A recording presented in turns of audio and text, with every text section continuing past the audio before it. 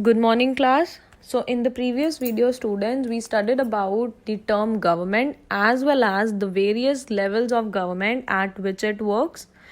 But, children, have you wondered who gives the government this power to make decision and enforce laws? कौन government को power देता है ये सब laws बनाने की?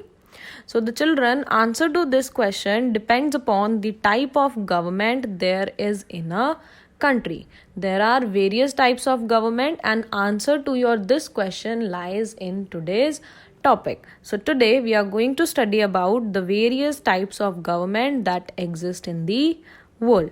So children, there are two types of government. The government can be of different types. Number one is democracy and the other one is monarchy. Let's see what these two are. In a democracy, children, it is the people who give the government this power. The law-making power to the government is given by the people. The people, they give the government power. And how do they do this?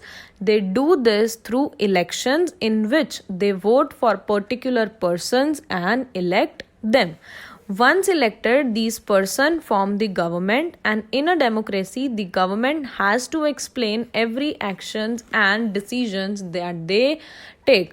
अब democracy के अंदर the people they choose their representative by giving the vote. The people have the right to give the vote to the desired candidate, and that candidate who wins the election further forms the government. और democracy का एक और बहुत अच्छा feature है, वो ये है कि the government, whatever the decision is taken by the government, they have to explain it to the people. The people, they have the right to question the decisions of the government ki why you have taken this decision, what is the purpose behind it. And on the other hand, the another type of government, that is monarchy. In monarchy, children, the monarch, that is the king or a queen, has the power to make the decision and run the government. The monarch may have a small group of people or may not have the group of people. King or queen के पास कोई officers हो भी सकते हैं to discuss the matter with, या नहीं भी हो सकते, and in that condition he or she has the entire responsibility or entire power of decision making. Unlike in democracy, kings and queens do not explain their actions to the people. Like in democracy, the government was answerable to the people, but in monarchy, people, they cannot question the king or queen for the decisions they take. Whatever the decision is taken, that is to be followed by the people. So children, these were the two forms of government that exist in the country. Now let's discuss about the democratic government in detail. So as you all know, children, India is a democratic country, and this achievement is a result of a long struggle of the Indian people. There are so many places in the world where people have struggled for the democracies, but now, do you know the main feature of democracy? Can anybody tell me what could be the main most important feature of democracy? Yes, the most important feature of democracy is that people have the power to elect their leaders. So, in a sense, indirectly, we can say that democracy is the rule by people themselves. The people, they rule themselves by electing their representatives. Democratic government, children, is also referred to as representative democracies. Why? Because we people choose our representatives, we rule ourselves. And in representative democracy, the people do not participate directly, but they choose representatives and indirectly are the part of the government. These representatives meet and make the decisions for the entire population. But children, these days the government cannot call itself democratic unless it allows its people what we call as Universal Adult Franchise or UAF. Now you may be wondering, what does this term UAF means? What is Universal Adult Franchise? So let me tell you, children, Universal Adult Franchise means that all the citizens of the country, those who are above the age of 18, have the right to vote. But why this is a law? ये इतना important क्यों है? Let's see.